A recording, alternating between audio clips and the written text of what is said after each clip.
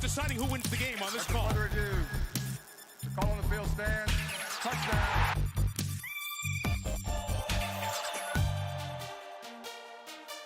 After review, it has been determined that the receiver did not maintain.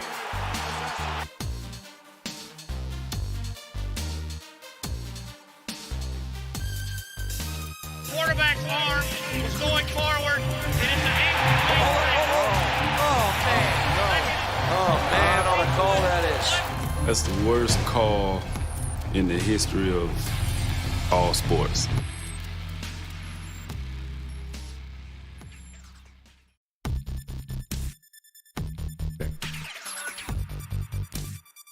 deciding who wins the game on this call. Under review.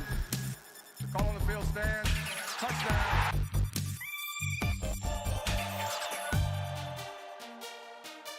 After review, it has been determined that the receiver did not maintain.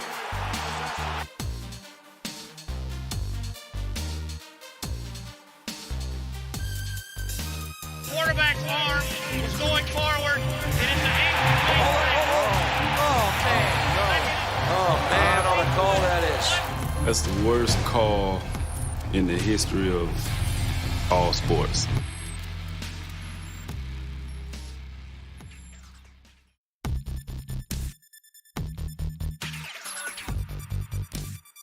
deciding who wins the game on this call. Under review.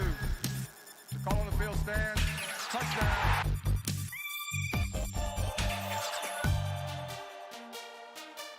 After review, it has been determined that the receiver did not maintain.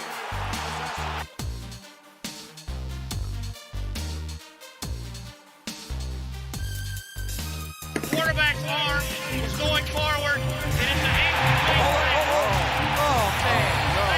Oh, man, on a call that is. That's the worst call in the history of all sports.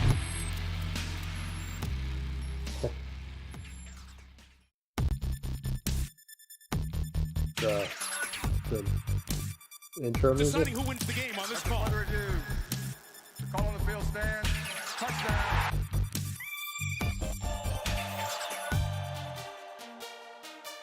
After review, it has been determined that the receiver did not maintain. I've got it sitting here on my phone just so I can view it. Just Quarterback's I got the arm volume is turned going down forward. in It case. is an Oh, man, on a call that is. That's the worst call in the history of all sports.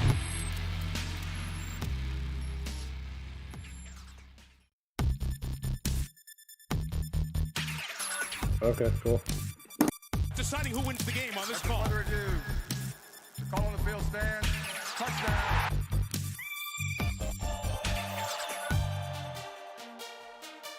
After review, it has been determined that the receiver did not maintain. yeah.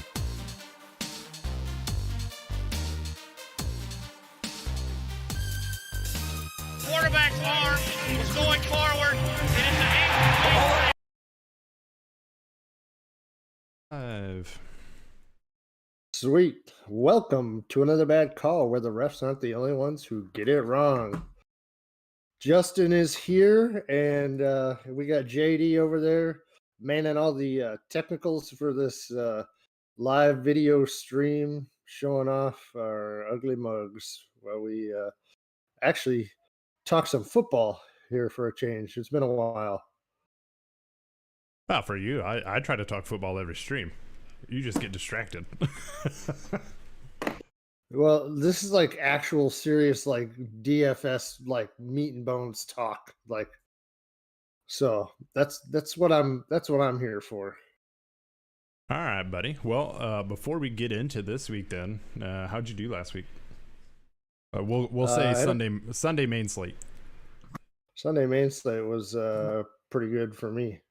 I actually, I usually play a decent amount. I haven't been playing as much this year, overall dollar wise as I have in the past. Just still trying to get back comfortable into the swing of things, but I haven't had the luck on cash as much, and I didn't this past week. I only won a few of my head-to-heads, but I had a pretty sweet Cowboys stack that did real well in a couple of tourneys. I had a big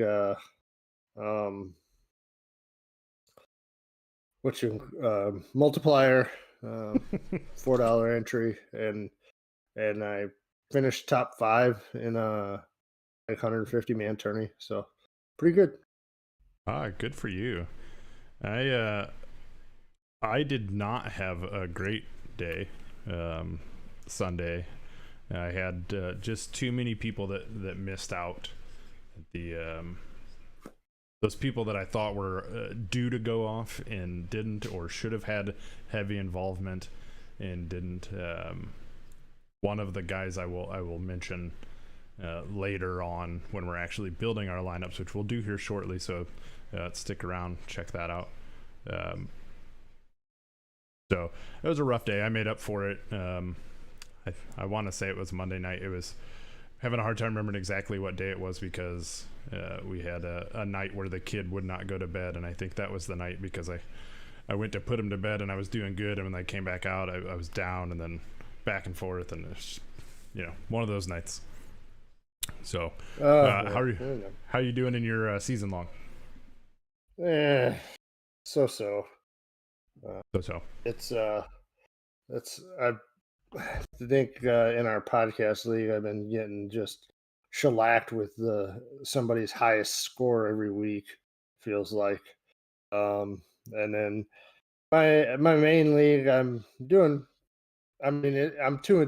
but team is I don't know. It's not as good as my team was last year, but my was so good last year that I outscored everybody and still didn't make the playoffs. So, hoping for a reversal of fortunes this year. Yeah, that's rough when you're getting buzzsawed basically every week that you go up against somebody that's their week to high score, and you'd beat pretty much everybody else in the league.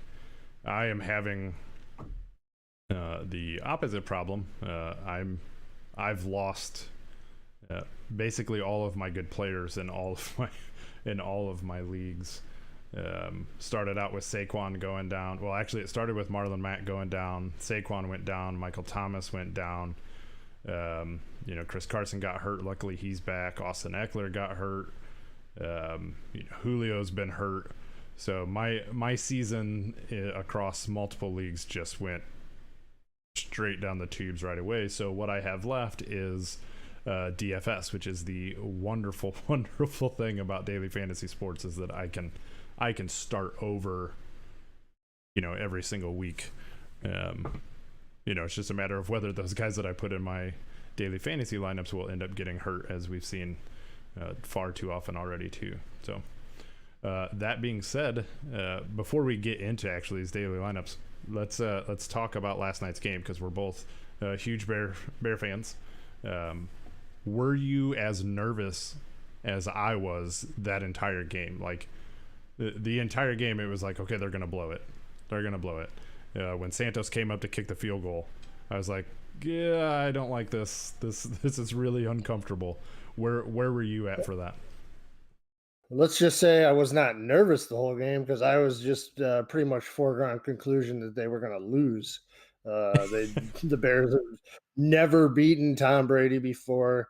In 5 previous matchups, they've only accumulated 6 sacks against him. He's on a different team, but he's just he's been a bear killer, and the only one that I'd less want to face pretty much is any stupid Packer team, because but I didn't think it was good, and Nick Foles certainly looked like garbage to me. The defense came to play. That was good. And so I'll just I hope that they can start game planning a little bit more in tune with Foles' abilities, because they got a rookie wide receiver that can get open deep, but Foles can't seem to get the ball to him. Got jello arm.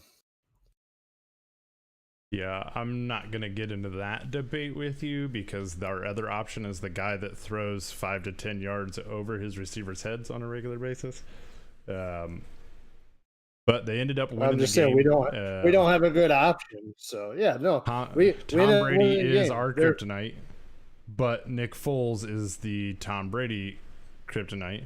So so much so that Brady doesn't know what down it is and doesn't remember how to be a good sport. So it is what it is. We won the game. We're we're 4-1, but it doesn't feel like it. Played a pretty weak schedule, but next week they get the Panthers. They get a chance to go after, go for a 5-1 record. It's going to get a little more difficult in the second half of the season, so you might as well stack up wins where you can. With Detroit being kind of crappy and Minnesota being kind of crappy, I don't think the Bears are going to touch Green Bay. The Green Bay looks too good this year. But at this point, it seems like it might be hard for the Bears to miss the playoffs, because the NFC as a whole doesn't impress me all that much. Yeah, totally agree on that. All right, man. What do you say we get into building some lineups? Yeah, let's go for it. All right, let's switch things up. We're gonna go ahead, and what we're gonna show you is the footballguys.com has their own lineup builder. So that's what we're gonna show you guys right now. Hopefully you are seeing the screen. Looks like it's showing up on my side. So all right, so let's talk about QB first. Or do you want to? I'll let you do this when you're building your lineups. I was gonna say what do we want to try to build? Do we want to start out with a cash lineup, or do we want to start out with a tournament lineup? Let's go cash lineup first. Okay. So I'm gonna guess that you start in the running back department when building your. Absolutely. All right. So who's your first running back? Typically, when we're looking at back, we want to get guys who are going to get a lot of touches, who are going to be involved in the passing game some too, and hopefully when we're building cash, somebody who's not going to be involved in a lot of too much negative game script.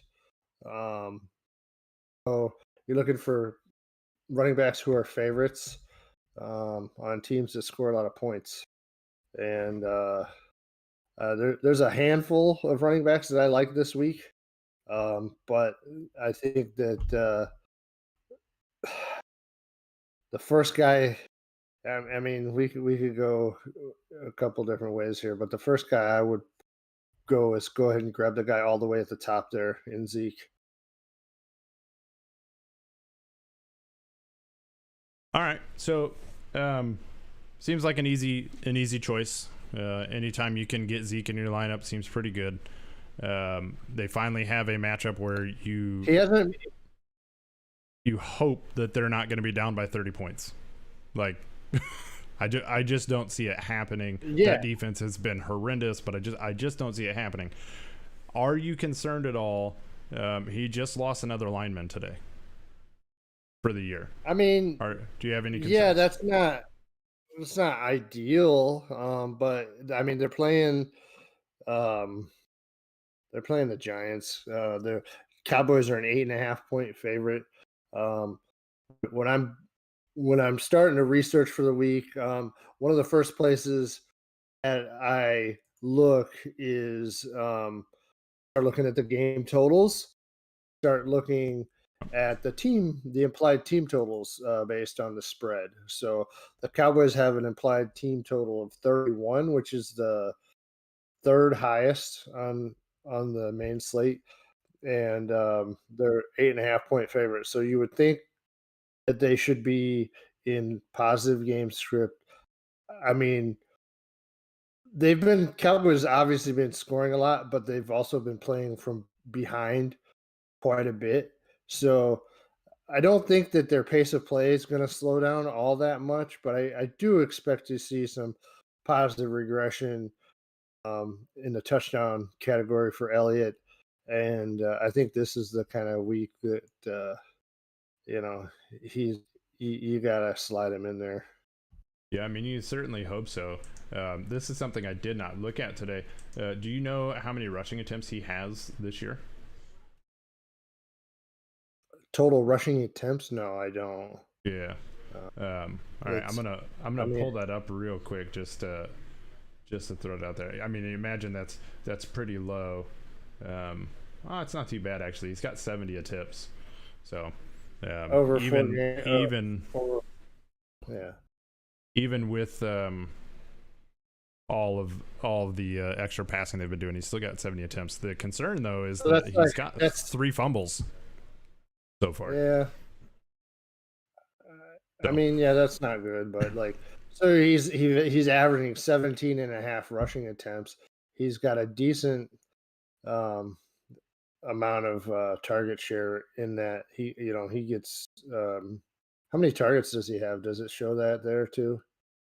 Yeah, I can pull that up real quick. We do have a question from a viewer on Twitch. Jers, I'm going to say. My eyes are pretty bad right there. He wants to know, would you start DJ Chark over versus the Texans or Hollywood Brown versus the Bengals? Where do you see that one? Wow, that's a good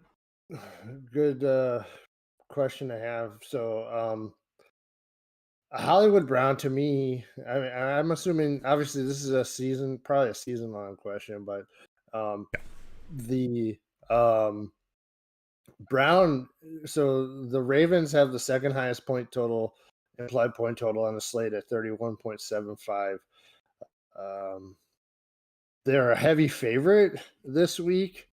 They're 12.5 point favorites over Cincinnati.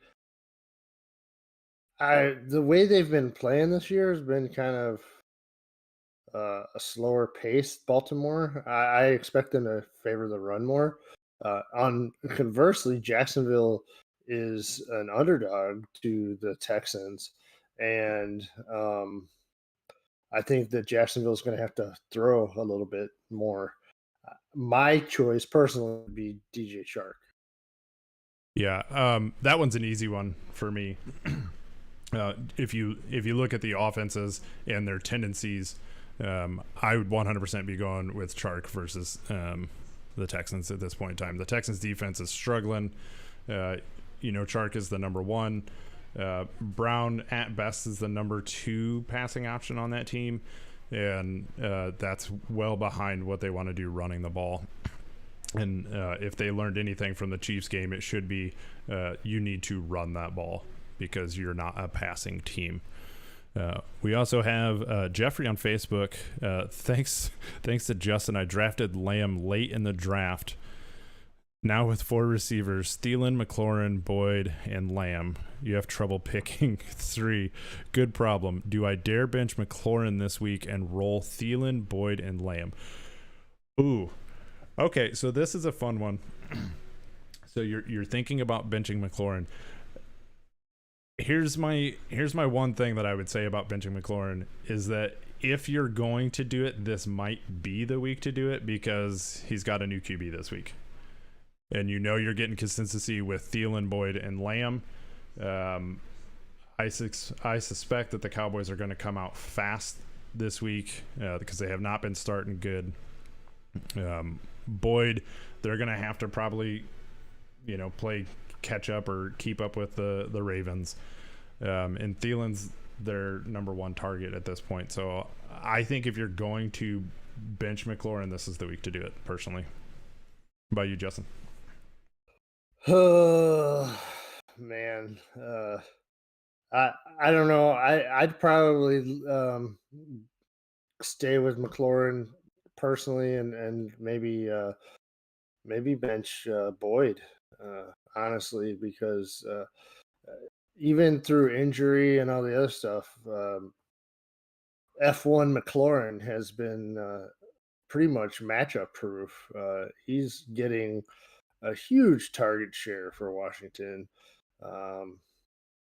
It's a tough one. They got a real low implied point total, but as far as like overall viability, it seems like T. Higgins has kind of taken that number one role in Cincinnati to me.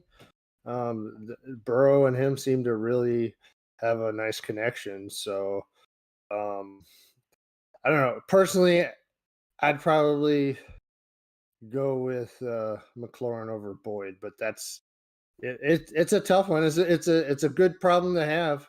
Definitely, you're not benching Thielen this week. That's going to be a points bonanza in that Sunday night game. And I think the tipping point for me is you've got Kyle Allen coming in, who hasn't played at all because there was no preseason, and you're looking at one of the best corners in the league on the other side. So I'd definitely be I'd probably be letting McLaurin sit this week. So there you go. That didn't really help you that much because two differing opinions on it. What we did agree on is that Lamb and Thielen are in your lineup. It's just a matter of, is it going to be Boyd or McLaurin, and you have to decide, is he matchup proof against Ramsey or not. So I appreciate the question, Jeff. Hopefully that helped you out and didn't confuse you even more. All right, so you've got Elliott in there. I'm gonna go ahead and I'll save my running back for the next lineup. So let's go ahead and move on to or do you like to do two? We'll finish the lineup. Yeah. We'll go ahead and finish the lineup. Who's your second running back? I've kind of started with my great cash Who you lineup got next week. Let me go ahead and just pull it up here on my phone, and I can let you know real quick. So, so I went with this lineup's trash because two of these games got moved, but something to be aware of. You did lose you lose some games on the main slate, so yeah, you lost 4 teams off the main slate. So my running backs, I went with Clyde Edwards-Helaire. In a cash lineup, I want to stack. As much I don't want super high risk plays, and the running backs where you're going to get a lot of volume and scoring, I think, is where you want to invest a great deal of your capital in the lineup. So Edwards-Helaire is the other guy that I have in that lineup. And then in the flex position, we were talking about this Jacksonville-Houston game a little bit when we mentioned DJ Chark. I actually, I'm pretty high on David Johnson this week. We just saw Joe Mixon tear Jacksonville apart for a huge game. David Johnson is only 5,200. So I usually in my cash lineups, I like to get 3 running backs, just because their touch volume is more consistent. We have Houston actually as a favorite in that game, and I just think that there's more value in the receiver position. Okay. So I'm going to argue with you on one of these. CEH concerns me. Edwards-Helaire, he had all this tout coming in to the beginning of the year, like he's gonna be like the next, best thing, really because of the situation.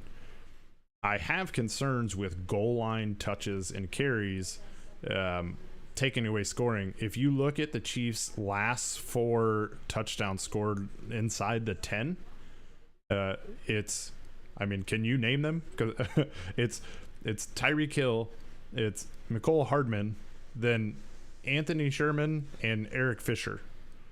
So you have two of your receivers, then you've got a fullback and a lineman. So there's some concern there for me. Good. He still, he still has the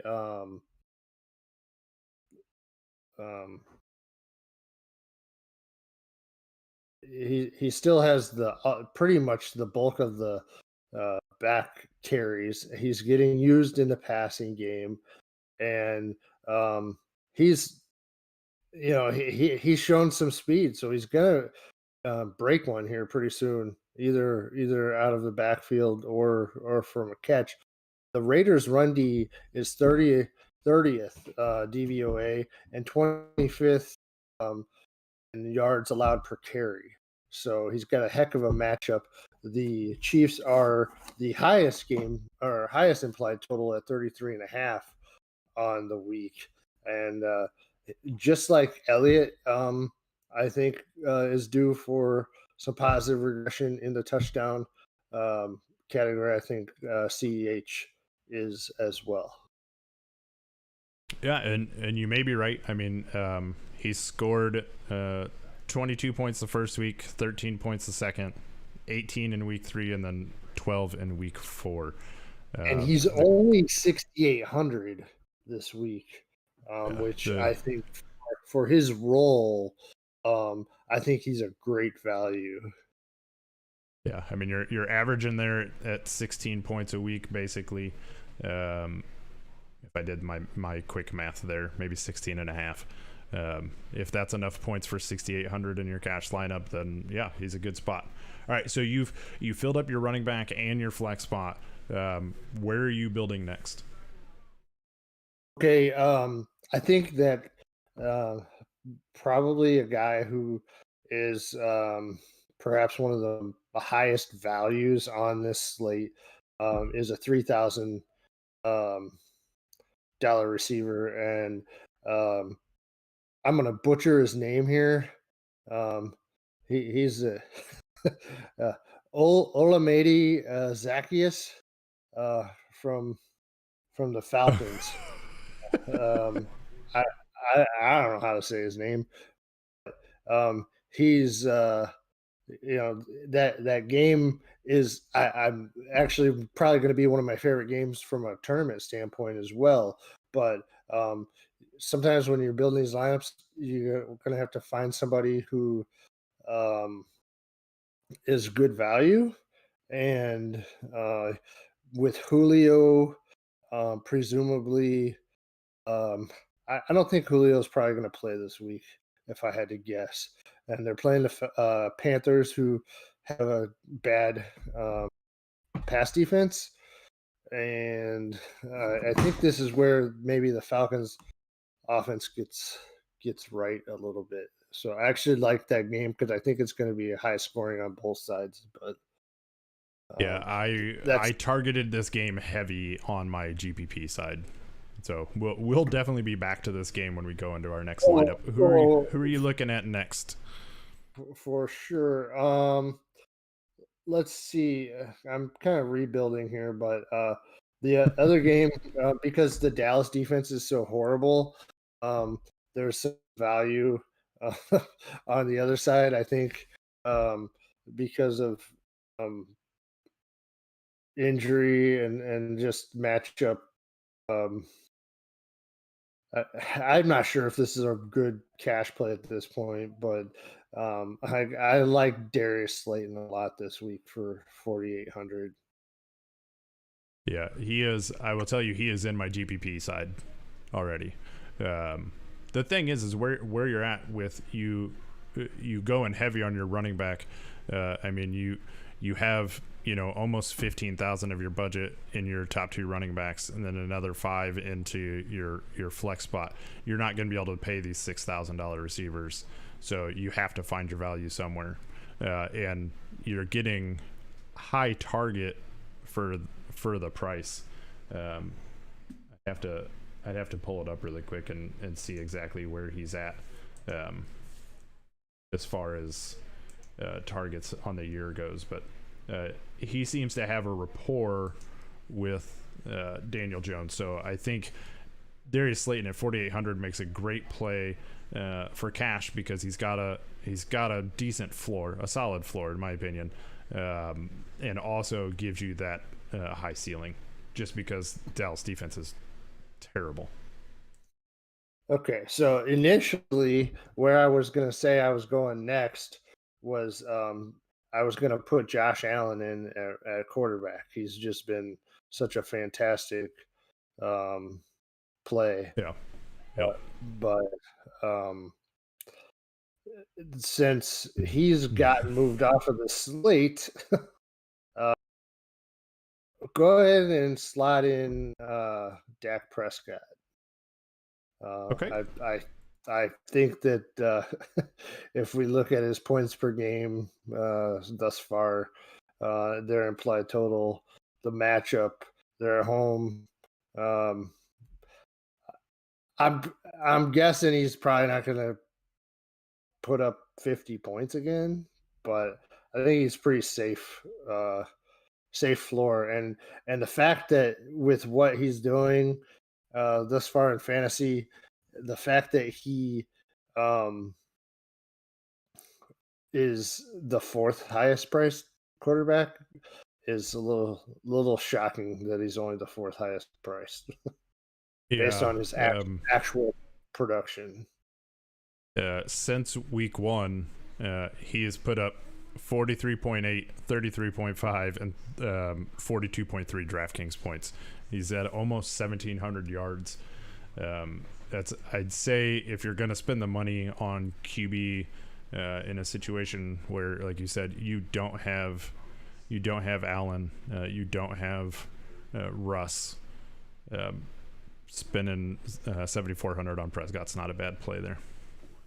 All right, so you have 15 grand left for we'll call it 2.5 players, since I know your defense is basically whatever you have left. So what are you putting in there next? It's funny because you say that, because I've already go ahead and slot in the Colts in the defense slot.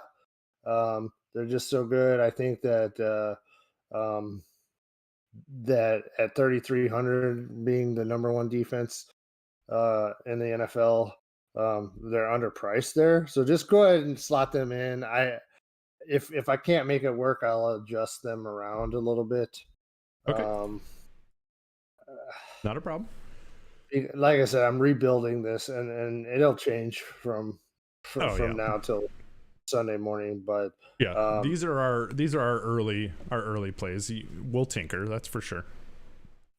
So I'm gonna go ahead and take the best tight end out there right now, and George Kittle. At 6,600. I think at 6,600, George Kittle is an extreme value based on his usage in that passing game, and I think Garoppolo might be back this week. I'm not sure. I will look into that right now as you start talking about your last player. So that would leave us, if we did that would leave us with 5,100 to play with, and let's see if there's any other wide receivers that are in the range without. I mean, I could drop down. I had to drop quite a bit down on the defense to get to one of these other guys that I like here in that 6K range. Where are we? You've got 51 left. Right, and if we drop down, sorry if I'm bugging anybody by not staring at the screen as I look at my phone here, but I doubt anybody's bothered by not seeing your face directly. But if, well, that's if true you story. if you want to maybe throw a guy out there, here, let's see what happens if I throw Deontay Johnson in that spot at 5,600, and then have to Well, go back to my defense and adjust with the money that I have. Deontay Johnson is getting a huge target share from Pittsburgh. Pittsburgh's rested up quite a bit. They're going to be a favorite over the Eagles, who frankly are not a very good team. They still have issues in that secondary, and I think that Big Ben has shown a propensity to pepper that guy. They've got a connection, so we'll do All right, that, and then with at defense, I'll pick the Texans at 2,600. Playing, it's not a bad idea if you think a team is a good bet, and it's not a bad idea to pair a running back with the defense. Since I already had David Johnson in there, I think that Houston is good. They've got a high sack rate, which they've got a good matchup against that Jacksonville front. So anytime a team is going to be, predicted to be ahead in a game, that just means more opportunities for the defense to create turnovers. So, all right. Well, there we go. There's no kidding. You're rambling. Get out of town. That never happens. So we've built our cash lineup here, or Justin built his cash lineup for you. As he said, this will change. I don't really play cash lineups, or I don't play cash games that often. They overlap in some ways, and you'll see when we get over to I'll throw out my GPP lineup, and we can laugh at that one. This is a pretty, to me, you've got some long shots in there, but you should have enough solid scoring out of the rest of them, which is really what you're looking for in your cash lineups, is to get as much high floor as possible with some high ceiling operations. Lindsay, real quick, thank you very much for the like and the share there, I'm sure. And I'm glad you like the poll question. the poll question of whether or not Tom Brady knew it was fourth down or not. All right, so I took a screenshot of that lineup. Okay, so you are at according to this an estimated 150.52. I'm really curious with the lineup that I built earlier as my my tourney, not necessarily my GPP, but my tourney lineup, and see where that's at. All right, so let's go ahead and clear all these guys out of here. All right. Yeah, one thing you'll notice in that cash lineup, I didn't try to correlate too many of those guys together as far as like stacking or anything like that. And so as we start to go through a tournament lineup, and I'll let JD kind of lead the way with his build, but I will critique and maybe add some suggestions as we go. But one thing, if you look at the winners of the big tournaments, the million maker and stuff like that, those lineups have been really typically coming in with game stacks. A quarterback with paired with either 2 or 3 of his own players, as well as a player from the opposing team. If you can find the right game with the big score, such as the Dallas Cleveland game last week, and I think that's the way people have been winning the big tournaments for the most part. So. Real quick, on Garoppolo, we were talking about whether or not he was going to play or not. The last we have is that he's still questionable and not really known whether or not he's going to play. So not really helpful in that department. You know what? I'm not too worried about Kittle. He did just fine without Garoppolo last week. So. Yeah, I would imagine so. All right, so you actually brought up something that I was going to bring up while I was talking about the lineup, so we cleared it out of the way, having the stacks within these tourneys and the GPPs. So I'll just go ahead and go through my process when I was looking at this. I decided I wanted to look at those games that I thought were going to score a decent amount and just pepper some players in there. Okay, so what I did is I actually started in the Atlanta game. The Atlanta-Carolina. So I went Robbie Anderson, and then I went with Teddy Bridgewater at 5,900 on both sides. They seem to have some sort of connection going on. There's familiarity there with Robbie Anderson and Matt Rule. They're starting to get their rhythm. You saw it last week, and in a game where I think there's going to be some points scored. Having the Bridgewater to Anderson connection, I think is going to be a good high target volume for Anderson, and Bridgewater showing that he's not afraid to run now, which is fantastic. So I really liked doing that to finish off that game stack, or not finish off that game stack. Let me get this guy in, and then I'll let you, because it's the last guy I've got in this game. Okay. I came back on the flip side of it and put Calvin Ridley in. Again, high volume guy at home, very comfortable with it. No Julio, so I came back on the other side of it. Okay, I mean, yeah, Calvin's are obviously been a touchdown machine, for most of the year, up until last week. He was hobbled with that ankle. I hope he's doing a little bit better health wise than he was last week. I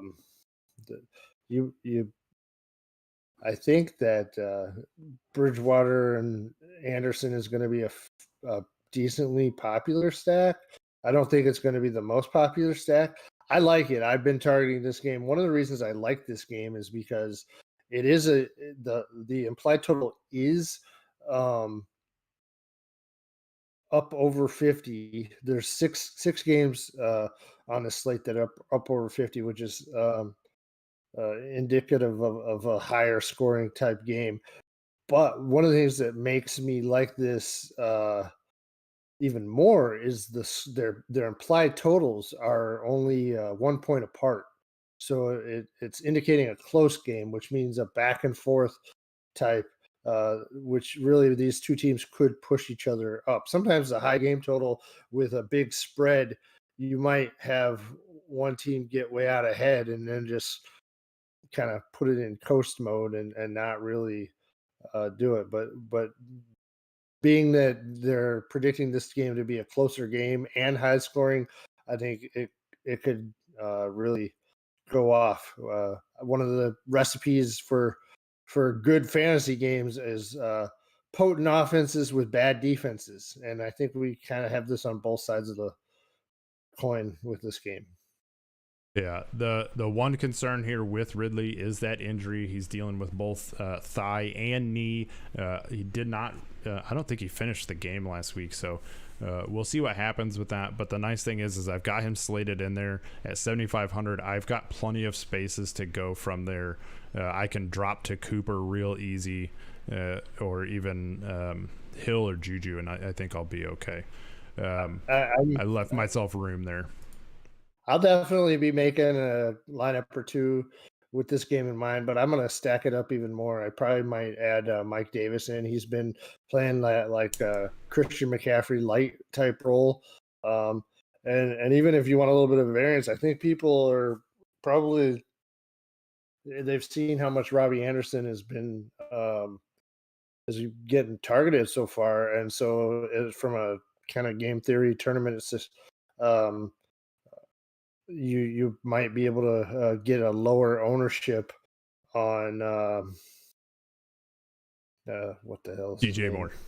DJ Moore. Yes, I wanted to say Curtis Samuel, but that's not what I was looking for. So Yeah. Right team, wrong guy. Yeah. All right. I'm going to go ahead and I did not build this way. Just for those of you that may be paying attention on how you might build your lineup, and there's no right or wrong way, in my opinion, when you're building this. As far as position spot, it's really up to you. My personal opinion on it, but this is not how I happen to build this one. But I went back to that Dallas New York game, and I've got CeeDee Lamb in there. He's shown that he is now their number 2 target, and again, a team that's just been throwing the ball like crazy because their defense can't stop anybody. So throwing CeeDee Lamb in there in that one. At running back, this is where I'll start out James Robinson. That Jacksonville-Houston game, Houston has given up the most rushing yards in the NFL so far. They are really struggling against the run, and this undrafted rookie is just going after it, having a great year, and they like to use him. So, I mean, he's got nobody else in that backfield challenging him for time or touches, so James Robinson goes in. Then I got a little, let's see what happens here. This guy burned me last week. Kenyon Drake. I've got him slotted in here. This is the player that I am most nervous about. He too is dealing with some injuries, but the potential is there. We've all seen it. He's just not super consistent. But again, we're looking at a tourney GPP lineup. You're going to have to take some chances. So Kenyon Drake hit the lineup. Where do you sit on the 2 running backs? I mean, yeah, I don't. James Robinson's been good. I don't know from a game script. They've got a lower team total. They're kind of underdogs. So I don't know. I think Jacksonville's been playing mostly lower scoring games so far this year, but I don't. It's hard to when you're making a tournament lineup. It's hard to argue against too many people. But he's obviously in that number 1 role there, so he's a workhorse. Kenyon Drake, it's interesting because he's been burning everybody, and he might come in at a lower ownership because of that. And really, the Jets are terrible. They're not terrible against the run. It's kind of a weird little mix of stats. They're 7th DVOA against the run, but they're 22nd in yards per carry. So it's like they'll let people run between the 20s, but they're not giving up a lot of rushing touchdowns. It's probably because they're giving them up through the air. Drake is in an interesting situation. He was kind of mediocre in his career until last year. And then he kind of had a 8-week blow up or whatever it was after he got traded to the Cardinals. I don't know. I don't know what the deal is with him. We know he can do it. It's just Willie, but that might make him a good tournament play. Yeah, the Jets have given up 6 rushing touchdowns on the year so far, along with a couple of other teams. They're tied basically for 3rd at that point. So they've given up 516 yards on the season. So through 4 games, you're looking at just over 125 yards a game and touchdown and a half. So, and maybe maybe I go way off and I go Chase Edmonds, depending on, if something happens where Drake's getting, it looks like he's not going to be able to go, then Chase Edmonds may be a low, well, I could almost guarantee he'd probably be a low ownership play there. But anyway. Yeah, so that might be a little too thin for me, but well, real quick, I just want to look and see where he's at, because that can change some things of what you're able to do. Like when you're building, if you got to make that change, it may give you 4,700. It saves you $1,000 that you can put elsewhere if you really wanted to. But so in my flex spot, I mentioned that you had one of my GPP tourney guys in there. I've got Slayton in there. Again, same reasons I mentioned. Daniel Jones and him have a connection. Still no Sterling Shepard, and Dallas's defense is terrible. I mean, they're just terrible this year. So and the Giants don't really have much in the run game. So we've seen that Daniel Jones can have big games. It hasn't happened this year, but they've had a brutal schedule to start the year. So I see this could be a week for them to break out. And I like that you got a little double game stack kind of going on there. So that works for me. So here's my out there toss up number 2 in this game. Because I'm fairly confident in all the plays except for maybe Drake and Slayton, or not Slayton, and Drake. Drake makes me a little nervous. So I'm putting in Logan Thomas, and the situation here again is they've got some pretty good corners over there with the Rams, and you've got a new quarterback, and generally speaking, those quarterbacks find their tight end. That's the safety valve. It's their outlet. So I put Logan Thomas in this spot this week. There are a couple of other players that you could probably go to. Like, I mean, if I really wanted to, I could probably throw in Ian Thomas. I could really go down the line and go to like Trey Burton, who was. I can't tell you how much it bothered me to watch him catch balls against the Bears last week. But I like the guy who gut feeling on Thomas. The guy who couldn't gut it up for a playoff game, against his former team, So to round it out, where I was sitting here, I'm going Steelers. That defense is nasty. They've had a lot of time off because they got an early bye. They got a COVID bye. Yeah, and Philly's line struggles. So, and not even to mention, who is Carson Wentz throwing to right now? Like Greg Ward, Zach Ertz, like that's it. He's not even throwing it to Zach Ertz that much. Yeah, and the ones he is throwing to Zach Ertz, he's not giving him any sort of opportunity for rack. So yeah, I think the Steelers are going to be in this backfield a lot in this game. So I actually went and got the Steelers before I put my tight end, just because I have that much faith that they're gonna blow up this week. I mean, it's certainly a little bit of a contrarian play to pay up for the top end defense. The Logan Thomas play, I'm about to the point where I'm out on him. He's just, I don't know. I mean, for the same arguments you were making to try to bench McLaurin earlier, they got Kyle Allen now, and I'd rather probably get somebody who I think has a little bit, we know has a ceiling in him because we've seen it in a game. So I might like go ahead and put Evan Ingram in there and pay down a little bit more at defense.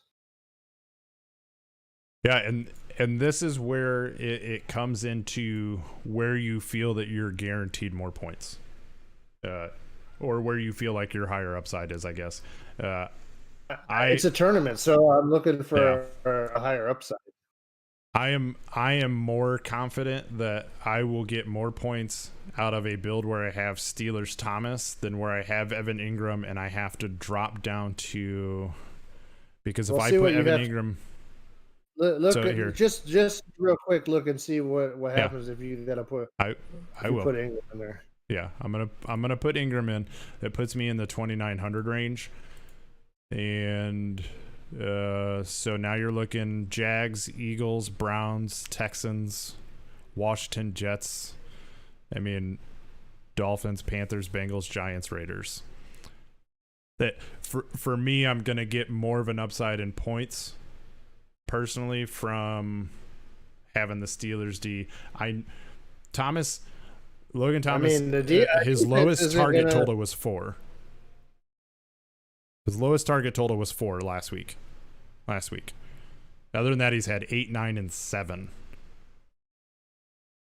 So, I mean, I personally have not been paying that close attention to Evan Ingram this year because I just assume he's hurt all the time. Let's pull him up real quick. Yeah, so he's gone 7, 8, 5, and 10 in targets, and he has turned 30 targets. He has turned that into 17 receptions for like 130 yards. About 35 yards a game, maybe. Yeah. So no touchdown. He has no touchdowns. So I mean, the Evan Ingram we're expecting, and I mean, this could be a breakout game. I honestly think if I'm going to switch out Thomas and pay up, I'll pay another 100 to get Hayden Hurst, because if Ridley and Jones are hurt, Ryan's going to have to throw to somebody. And he'll throw to his tight ends, that Greek guy that I I'll make an I don't think he's here. Greek, but I keep thinking that he's Greek. Olamide Zacchaeus was his number one target there for Atlanta last week. Here, we'll do this. I can put in Mo Alley Cox, and then play the Colts defense, which I think may give you a higher upside. I like that better than the Thomas Steelers. To me, and if Ridley's hurt, I'll have room to come down a little bit too. So, I mean, if I can come down 500 off of Ridley, get my Steelers back in instead of the Colts, because I think that's an easy decision for a better play personally. And then keep Mo Alley Cox in, I think it'll be okay. I mean, if you're looking at a 7,000 receiver, actually he's in a flex spot, so I can really play there. I mean, Juju, I can put Kittle in at that point. I can throw Kittle in my flex spot. Roll a double tight end.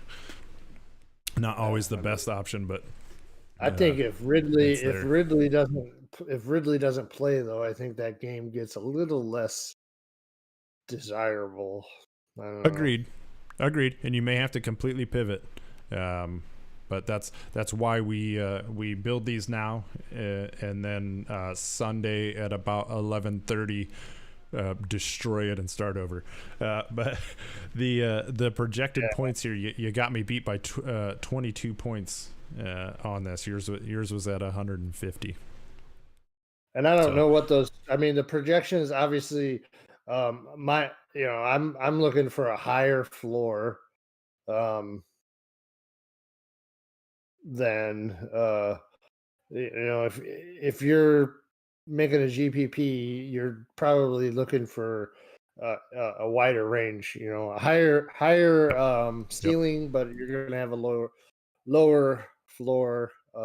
It's just the nature of the build, because you need something that has a chance to get up there, and you really got to look at your overall.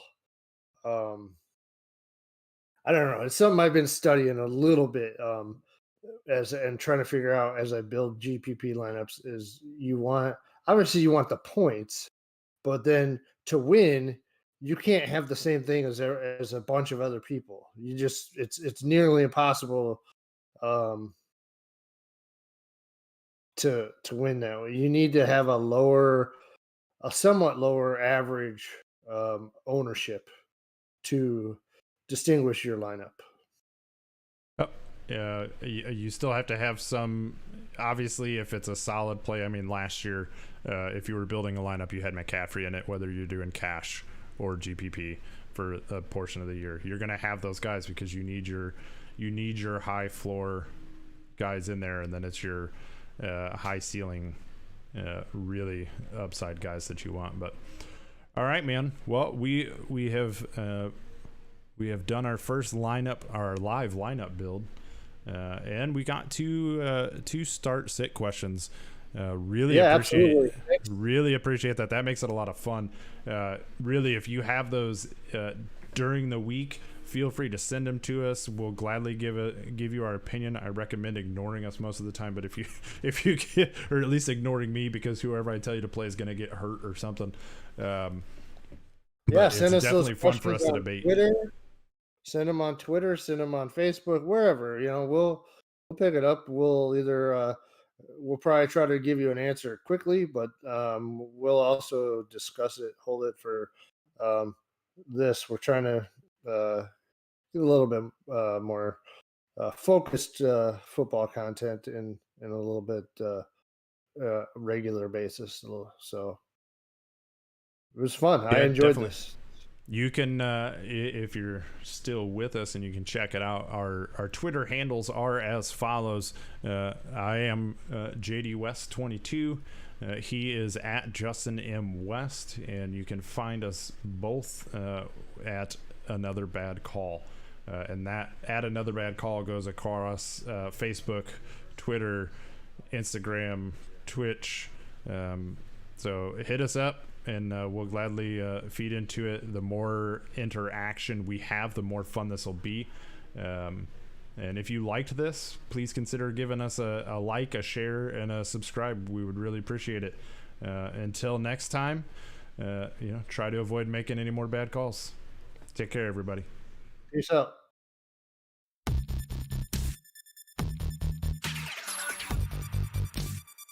Deciding who wins the game on this call. Under review. The call on the field stands. Touchdown.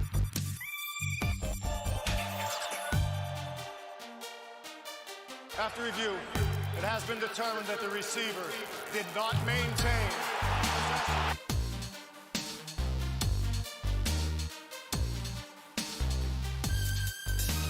Quarterback's arm was going forward, and it's an Oh, man, on a call that is. That's the worst call in the history of all sports.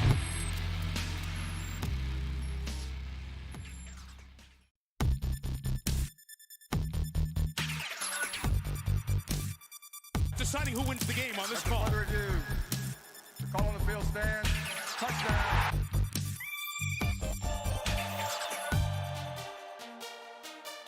After review, it has been determined that the receiver did not maintain possession.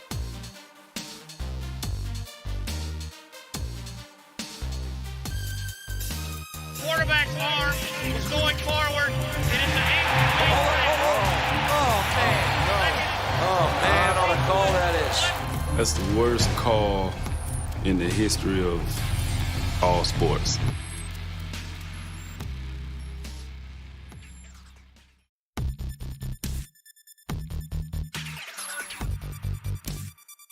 deciding who wins the game on this call. Under review. The call on the field stands. Touchdown.